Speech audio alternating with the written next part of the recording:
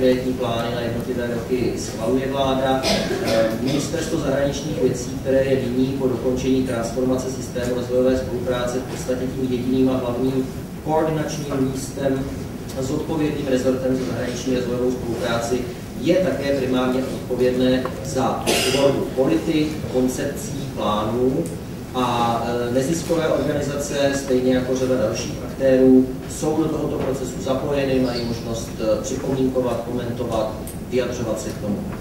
V podstatě hlavními koncepčními dokumenty, které v nějakém střednědobém horizontu upravují to, co se bude dělat, kde se to bude dělat a za kolik finančních prostředků, tak to jsou především koncepce zahraniční rozvojové spolupráce, která je v současnosti platná do roku 2017, s tím, že proběhne střednědobé vyhodnocení.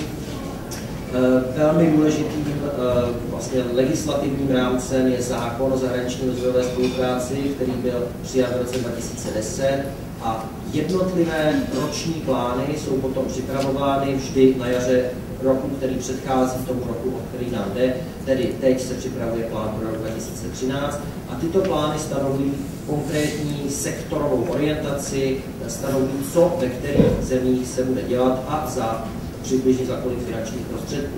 Máme ministerstvo zahraničí, které, jak už jsem řekl, je zodpovědné spíš za ten policy making. Máme Českou rozvojovou agenturu, která je implementační agenturou, tedy je zodpovědná za realizaci konkrétních projektů. My jsme součástí ministerstva zahraničí, ale ta dělba práce je prostě taková, že ministerstvo se zabývá spíš plány a koncepcemi, my konkrétní realizací.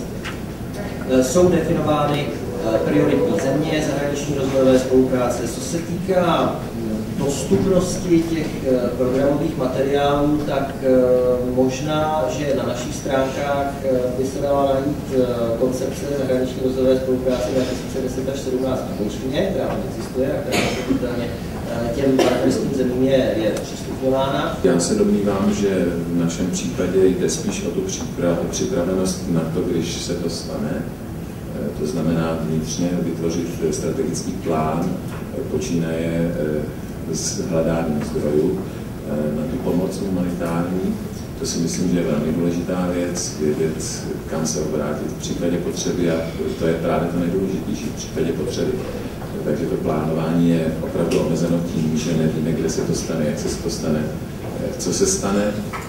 Nicméně myslím si, že je možné právě připravit se personálně. A pak ta důležitá věc v případě Adry si myslím, ta spolupráce s těmi přátelnými, nebo řekněme v networku, organizacemi v těch jednotlivých zemích. Ta je důležitá, ta předpříprava je možná, to se děje normálním způsobem setkávání. Mohli objasnit, jakým způsobem financujete humanitární?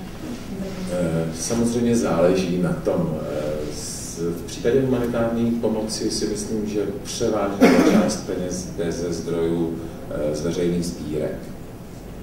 Tam neočekáváme nějakou plánovanou podporu ze strany státu, i když někdy přichází. Může přijít potom třeba i následně v některých projektech, ale kdybych měl na mysli konkrétní příklad třeba Japonska, tak skutečně naše pomoc humanitárního charakteru byla poskytována nebo podporována financemi ze zdrojů veřejné sbírky.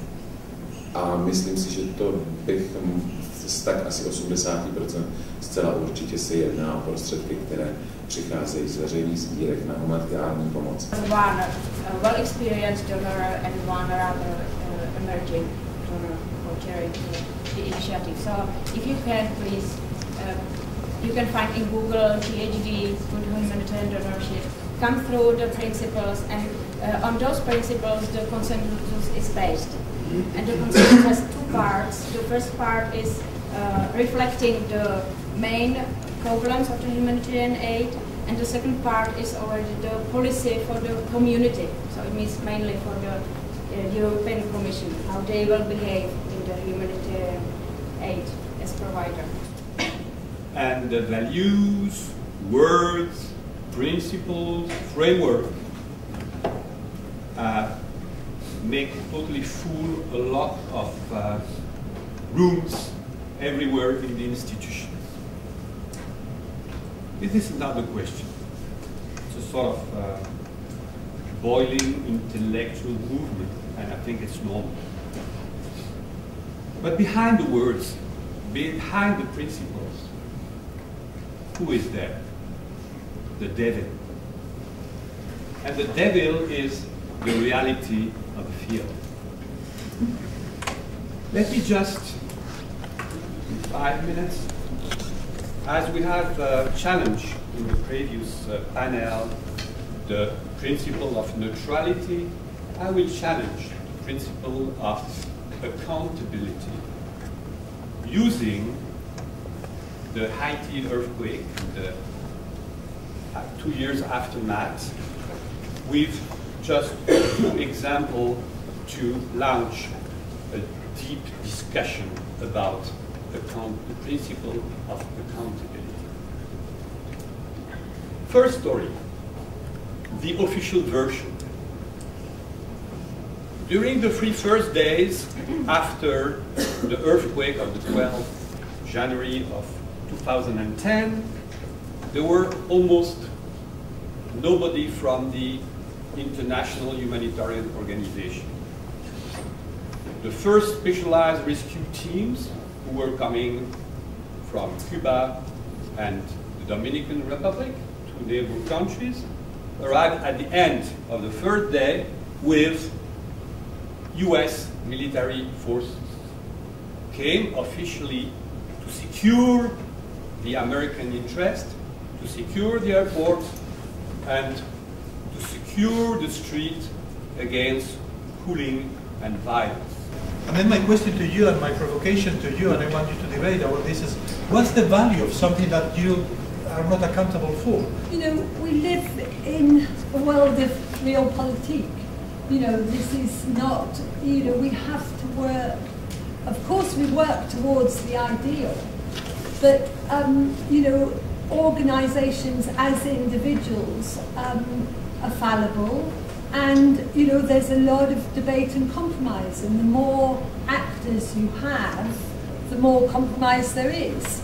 So for me, these kind of frameworks actually hold up a standard for us. You know, it's a work in process.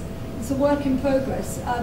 You know, and certainly, you know, within my own organisation, CAFOD, you know, we've signed up to the Humanitarian Accountability Partnership, which sets very clear standards, and we have to be monitored with external monitors, internal reporting.